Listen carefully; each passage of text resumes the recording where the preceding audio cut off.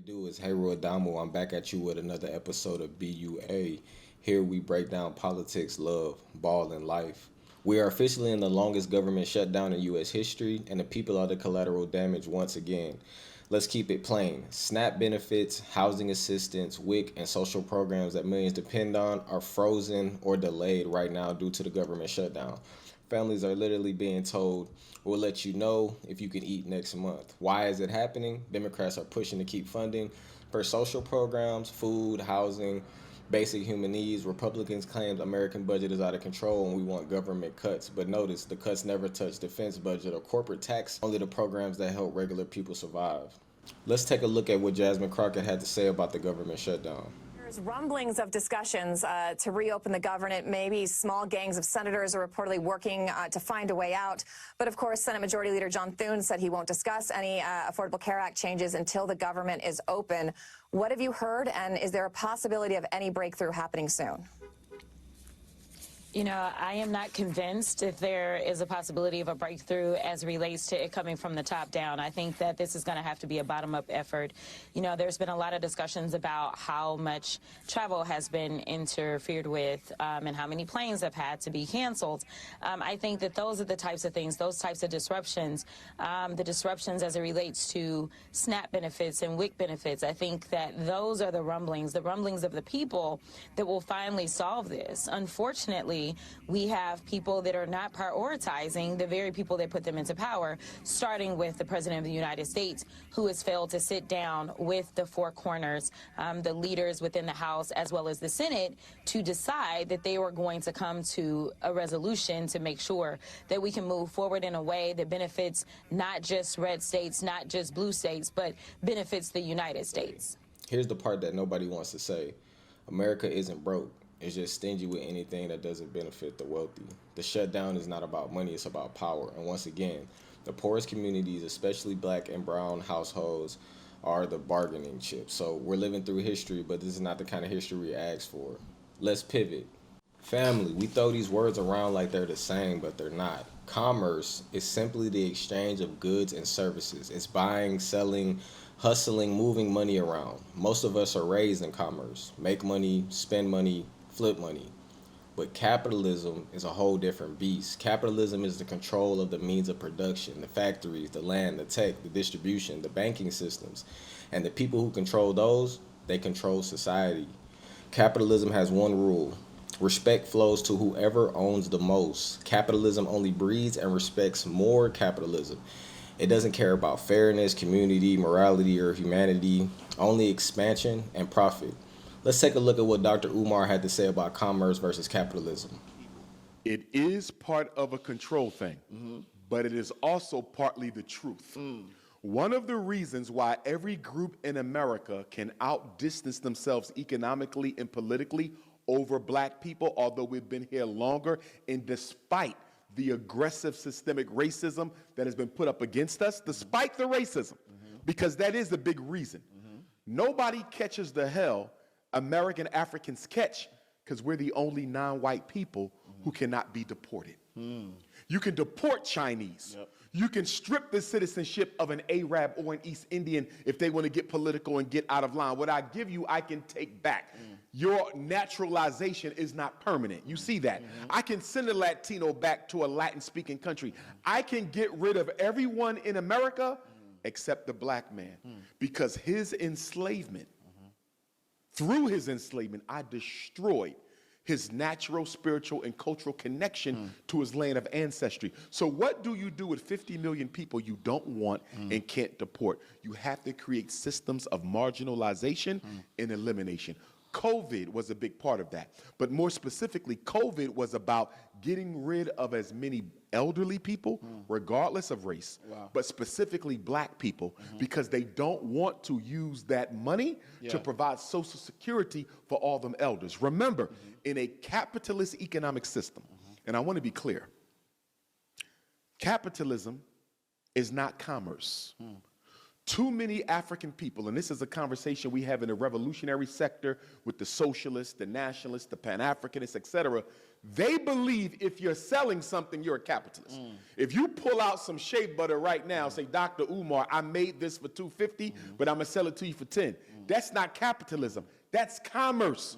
We have always engaged in business, in trade, in commerce.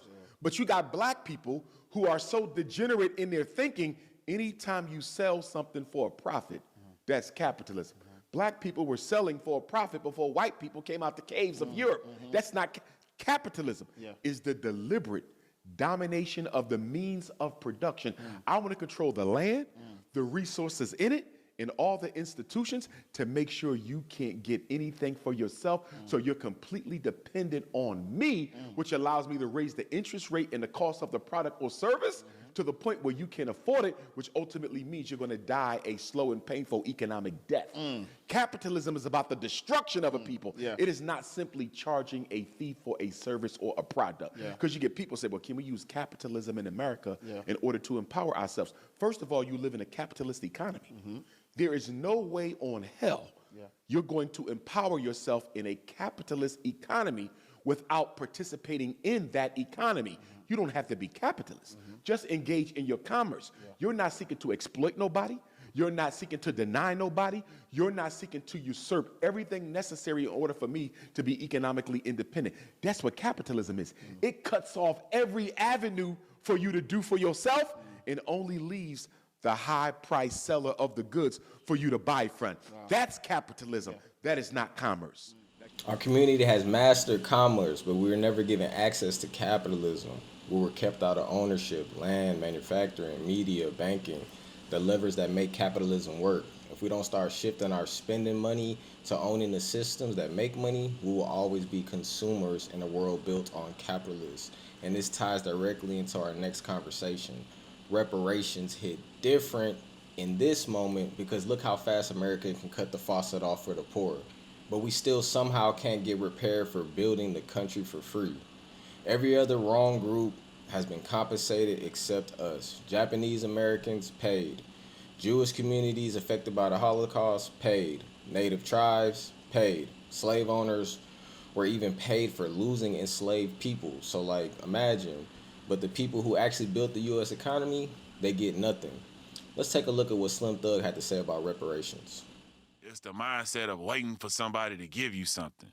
You know what I'm saying? Yeah, they wrong. Yeah, they did all that. But why are you waiting on your enemy to give you something? Why are we asking for reparations in 2025 when people came from all over Earth to America and been successful? Even in your neighborhood, the nail lady, the corner store ain't owned by you. You know what I'm saying? But we waiting on somebody to hand us some 90% of the time. And that's why we sit back and in last place when they say which race got the most. It's because instead of taking advantage of right now and just saying, man, without whatever I ain't have, I'm finna make it happen right now. Without nobody giving me nothing, I don't want nothing from nobody. I only want to stand on my feet as a man and go conquer this earth and whatever and leave my legacy behind. You know, to be clear, you don't want reparations. I don't want no reparations from nobody. No, let me stop right there. Reparations isn't just about a check. It's about repairing generational wealth loss, repairing the psychological damage, and repairing access to education, land, and opportunities deliberately stolen. So all these other groups got reparations, and I mean, Slim Thug is acting like black people have never tried to pull themselves up by their bootstraps, or they're just waiting around for a check for reparations. That's never been the case. Black people have still been working very hard to build themselves up, and when they do, they get bombed. And I mean, we know time and time again, I can list a long list of things that have happened when black people have built their own and tried to be independent. So, I mean, I understand what Slim is saying, though. You can't play the victim and expect to, be the victor. But at the same time, you still have to consider that if somebody is trying to hold you back, that you have to consider your enemy at that point, So, again, they don't want to give reparations to blacks in America because they can't send them anywhere. So they can't really leverage the blacks in that way. That's what I believe. So it's money that's due to a people. I mean, you did a job, you're owed some money. I mean, it's pretty simple. You know what I mean? I mean, you have lawsuits or people like Diddy or you know, different people that have cases that have been brought up from 25 years ago, 35 years ago. Slavery just ended the other day. You know, why can't we bring up Jim Crow laws just ended less than 100 years ago? Why can't we bring up a case and get reparations for that case? But it's America. So everybody was hyped for the Gervonta Tank Davis versus Jake Paul fight. Then boom, postponed. Now the network are giving their polished reason. Let's be real. There's some smoke around Tank's legal and domestic situation again. This isn't Tank's first time facing domestic related allegations. And whether it's true or false, the optics around the business just don't look good. Sponsors hesitate, networks get nervous, legal teams step in, and suddenly the fight ain't happening. Wow. Jake Paul is a marketing machine. He'll use the delay to build some more hype probably, but Tank is a superstar. But if he doesn't get his personal life in order, his career is going to continue to slow down. Let's take a look at what Tim Bradley had to say about Tank's activities. Yeah, look. I'll just say this, man. Tank Davis got to be the most stupidest boxer ever in the history of boxing, man. And I mean that, I mean that wholeheartedly, for real. Man, $40 million. Think about that. $40 million down the drain. So he calls himself, he's about his money, right? He's about business. Are you truly about business? Are you? Because, dude, like, why are you getting in these sort of altercations, bro? Weeks before the fight, like, come on, man. Like, this has been his MO. That's the issue that I'm having, right? Is that this has been his MO. He's done this the last time. He did the same thing, but the case, I guess, got dropped or whatever. But this is the thing, man. MVP should have had a backup plan because you got to understand Tank's history, man. You got to understand his habits. You know, Tank hasn't always followed the script. Tank has always been spoiled over there at PBC. Spoiled. Tank usually do whatever the hell he wants. Shows up to meetings late. You know what I mean? Workouts late. He's on his own time. And PBC allowed him to do that. And he think he can take that type of business and bring it over here with Jake Paul. And Jake Paul is saying, like, man, well, this dude's a clown. Like, we got to sell this fight. I heard the fight wasn't really selling like it's supposed to. It wasn't sold out. I guess the fight can still happen, but the bigger story is greatness requires discipline outside of the spotlight too. And I don't know what's wrong with Tank. Like, he has a couple of domestic cases of putting his hands on women. I don't know. Maybe he has like little man syndrome. I mean, he put his hands on his girl at the NBA game on the court. On the court, he was like sitting courtside, broad day, like grabbed his girl up. I'm like, bro, that's illegal. You can't do that. Like, this man just thinks he could do anything. So I don't know. I think didn't Tank go to jail already? Like, Tank already been to jail for like crashing into somebody doing like a hit and run. So he just living reckless. Like, I don't know. I don't think he loves boxing. He's not real like motivated to be focused on boxing right now. But that leads us into some different type of beef with NLE Choppa and NBA YoungBoy. So NLE Choppa and NBA YoungBoy are back in the headlines for what NLE recently put out. But here's what the culture should notice. NLE is evolving. You can see him try to mature spiritually, mentally, and emotionally. He's talking about growth, health, positivity, and he's not the same teenager that he was when he first came in. YoungBoy, on the other hand, a talented and influential as he is, often still moves with the wounded, reactive energy that comes from trauma, environment, and survival mentality. And I'm not judging, but the brother has been through a lot or whatever, but, he needs to start on his healing journey. Let's take a look at NLE's new viral video. Accountability, evolution, and peace.